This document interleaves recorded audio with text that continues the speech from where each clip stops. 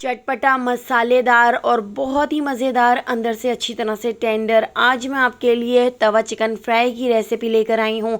इतना मज़ेदार बन के तैयार होता है कि आप रेस्टोरेंट के खाने खाना छोड़ देंगे। तो चलिए इसकी रेसिपी को देख लेते हैं। तो इस मज़ेदार से तवा चिकन फ्राई को बनाने के लिए मैंने यहाँ पर 3 इंच का अदरक का टुकड़ा ले लिया था, एक बड़ा बंच लहसुन का ले लिया था और 5 से 6 हरी मिर्चें ले ली थी और इसको एक बाउल के अंदर रख लिया था। इसके अंदर थोड़ा सा पानी ऐड करके हम इसका एक पेस्ट बना लेते हैं। इस तरह से हमने इन सारी चीज़ों को पीस लिया है। अब मैंने यहाँ पर चिकन के लेग पीस ले लिए हैं। मैंने इस तरह से थाई वाले पीस लिए हैं। इसको मैंने बाजार से ही कट लगवा लिए थे। 4 से 5 आप इसके ऊपर कट लगा लीजिएगा और उसके बाद हम इसके ऊपर 2 तरह से मैरिनेशन करेंगे। तो पहले मैंने इसके ऊपर इस तरह से 2 टेबल स्पून भर के लहसुन, अदरक और हरी मिर्चों वाला पेस्ट इसके ऊपर लगा दिया है। साथ ही हम इसके ऊपर ½ टी स्पून नमक भी डाल देते हैं ताकि ये अंदर से भी थोड़ा सा सॉल्टी रहे, फीका फीका सा ना लगे। अंदर से भी ये बहुत ही मसालेदार और चटपटा बनकर तैयार होता है। तो मैंने सबसे पहले इसके ऊपर लहसुन, अदरक, हरी मिर्चें और इस तरह से नमक की मैरिनेशन करनी है। अच्छी तरह से हम इसके ऊपर ये पूरा मसाला लगा लेते हैं। इसके जो कट लगाए हैं, इनके कट के अंदर भी इस तरह से मैं लहसुन, अदरक और ये हरी मिर्च वाला पेस्ट लगा देती हूँ। इस तरह से इसके अंदर जितनी भी स्मेल होगी वो निकल जाएगी और अंदर तक ये बहुत ही ज़्यादा मज़ेदार बन के तैयार होगा। एक बार ये चिकन के लेग पीस आप इस तरह से ज़रूर बना के देखिएगा, आपको बहुत पसंद आएंगे। आप अपने घर की दावतों में बनाना पसंद करेंगे। और इसको लगाकर मैं तकरीबन इसको 1 घंटे के लिए ढककर छोड़ देती हूँ ताकि ये सारा मसाला अंदर तक चला जाए। उसके बाद हमने इसके ऊपर दूसरी मैरिनेशन करनी है। तो दोस्तों यहाँ पर मैं आपको याद दिलाती चलूँ, अगर आपको मेरी रेसिपी अच्छी लग रही है तो लाइक करना बिल्कुल भी मत भूलिएगा और अगर रेसिपी अच्छी नहीं लग रही है तो आप इसको डिसलाइक भी कर सकते हैं। और मुझे कमेंट करके ज़रूर बताइएगा कि आप मुझे किस सिटी और किस कंट्री से देख रहे हैं ताकि मैं आपका थैंक्स कर सकूँ। तो पहला थैंक्स जाता है रज़िया मेमन को शिकागो से, निगार को रावलपिंडी से, खालिद महमूद को थैंक्स जाता है साउथ अफ्रीका से और आरफ को बांग्लादेश से। तो मेरी रेसिपीज़ को इतना पसंद करने के लिए आप सबका बहुत बहुत शुक्रिया। आप मुझे ज़रूर कमेंट किया करें। तो यहाँ पर आप देख सकते हैं मैंने चिकन के ऊपर लहसुन, अदरक और हरी मिर्चों को लगाकर तकरीबन 1 घंटे के लिए ढककर छोड़ दिया था। उसके बाद जो 2 टेबल स्पून लहसुन, अदरक और हरी मिर्चों का पेस्ट बच गया था उसके अंदर मैंने 1 पाव दही ऐड कर दिया है। दही को अच्छी तरह से फेंट कर ऐड कीजिएगा। इसके साथ ही मैंने यहाँ पर डेयरी क्रीम ले ली है। मैंने यहाँ पर मिल्क पैक की डेयरी क्रीम ली है। मैं इसके अंदर 4 टेबल स्पून मिल्क पैक की डेयरी क्रीम ऐड कर देती हूँ। आपके पास अगर ये क्रीम ना हो तो इसकी जगह आप घर की फ्रेश मलाई भी 4 टेबल स्पून इसके अंदर ऐड कर सकते हैं। मलाई या क्रीम आप इसके अंदर ज़रूर ऐड कीजिएगा, बहुत ही मज़ेदार फ्लेवर आता है। तो ½ टी स्पून मैंने इसमें लाल कुटी हुई मिर्चें ऐड कर दी हैं, ½ टी स्पून लाल पिसी हुई मिर्चें ऐड कर दी हैं। इसके साथ ही मैंने यहाँ पर पिसी हुई काली मिर्च भी ½ टी स्पून इसके अंदर ऐड की है। ½ टी स्पून हम इसमें नमक ऐड कर देंगे। नमक पहले भी मैं चिकन के ऊपर लगा चुकी हूँ। इसके साथ ही ½ टी स्पून पिसा हुआ गरम मसाला मैंने इसके अंदर ऐड कर दिया है। 1 टीस्पून भर के हम इसके अंदर ऐड कर देंगे चाट मसाला। इसके साथ ही तवे के ऊपर मैंने 1 टीस्पून साबुत धनिया और 1 टीस्पून जीरे को अच्छी तरह से रोस्ट कर लिया था और रोस्ट करने के बाद मैंने इसको कूट लिया था हावन दस्ते के अंदर।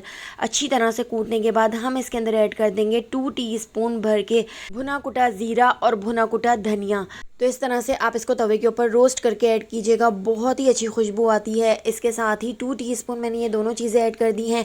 यहाँ पर मैंने एक छोटे साइज़ का लेमन ले लिया है तो लेमन जूस भी हम इसके अंदर ऐड कर देते हैं। अब इन सारी चीज़ों को मैं अच्छी तरह से मिक्स कर लेती हूँ। इसके साथ ही 1 टीस्पून कसूरी मेथी को भी मैंने तवे के ऊपर रोस्ट कर लिया था और रोस्ट करने के बाद हाथ से इस तरह से क्रश करके हम इसके अंदर कसूरी मेथी भी ऐड कर देते हैं। इसकी भी खुशबू इसके अंदर बहुत ज़्यादा अच्छी लगती है। और इन सारी चीज़ों को मैं अच्छी तरह से दही के अंदर मिक्स कर लेती हूँ और मिक्स करने के बाद अब हम चिकन के ऊपर इस मैरिनेशन को भी लगा लेते हैं। इस मैरिनेशन को चिकन के ऊपर मैंने तकरीबन 3 से 4 घंटे के लिए लगाकर छोड़ दिया था। इस तरह से चिकन के अंदर तक सारा मसाला चला गया था और अंदर से चिकन बिल्कुल भी फीका फीका सा नहीं था। अंदर से भी चिकन बहुत ही ज़्यादा मसालेदार और बहुत ही मज़ेदार बन के तैयार हुआ था। तो इस तरह से देखिए मैंने पूरा दही का मसाला इसके ऊपर लगा दिया है। तकरीबन 3 टेबल स्पून दही का मसाला मैंने बचा लिया था, वो मसाला हम आखिर में चिकन के ऊपर ऐड करेंगे। बाकी का मसाला मैंने इस तरह से चिकन के ऊपर लगा दिया है और हाथ से अच्छी तरह से हम इसको मैरिनेट कर लेते हैं। हमने इसके जो कट हैं उसके अंदर तक इस मसाले को डाल देना है। दही के इस मसाले के अंदर आपने चिकन को डिप कर देना है। इस तरह से देखिए मैंने अच्छी तरह से ये सारा मसाला लगा दिया है। इस मसाले को चिकन के ऊपर लगाकर मैंने 4 से 5 घंटे के लिए इसको फ्रिज में रखकर छोड़ दिया था। अगर आपके पास टाइम कम हो तो आप 1 घंटे के लिए भी इसके ऊपर ये सारा मसाला लगा सकते हैं। लेकिन अगर आप ज़्यादा देर के लिए इस मसाले को लगाएंगे तो चिकन अंदर से बहुत ही जूसी और बहुत टेंडर बनकर तैयार होगा और ये सारा मसाला भी चिकन के अंदर तक चला जाएगा। तो इसको 4 से 5 घंटे के लिए आप छोड़ दीजिएगा। उसके बाद अब मैंने यहाँ पर एक तवा ले लिया है, तवे को हमने गैस के ऊपर रख लिया है। इसके अंदर तकरीबन 4 to 5 टेबल स्पून आपने ऑयल का इस्तेमाल करना है। इससे ज़्यादा आप ऑयल नहीं डालिएगा। बस इतना ऑयल डालने के बाद आपने इस चिकन को इस तरह से तवे के ऊपर रख देना है।